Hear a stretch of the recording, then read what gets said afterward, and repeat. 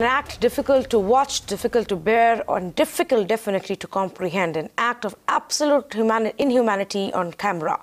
Visuals on your screen show what is being done in the name of tradition. Babies being rolled over hot coal as part of Muharram. These visuals coming in from Dharwad in Karnataka.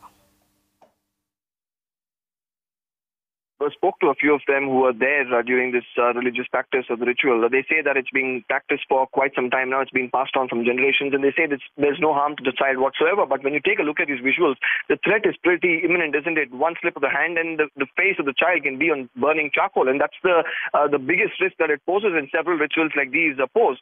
The state government in Karnataka, of course, is mulling passing the anti-superstition bill.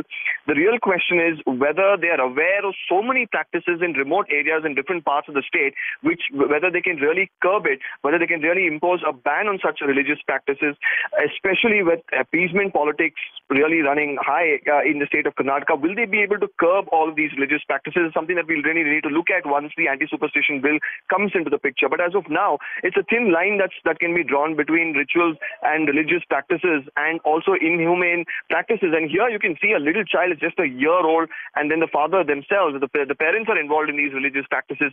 So who really raises a question in the village? Everyone gathers for such rituals. So it's really up to the government to really look into medieval practices such as this and whether they should be allowed to continue to practice this. Well, what does the law say about this? Can any action be taken? We spoke with Ajita Rao, child rights activist, who reiterated the need for the government to ban superstitions for the well-being of children. If something happens to the child, who will hold responsible?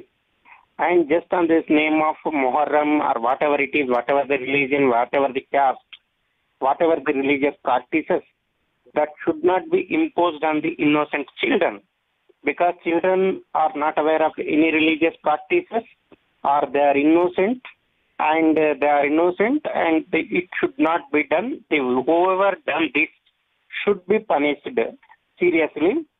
And these practices should be banned by the government, even though they have banned on the papers. But in practice, they are in the Muharram in several areas. We are seeing even in our Hyderabad, the small children will be, forehead will be cut with a knife on the name of some Qurbani or something else.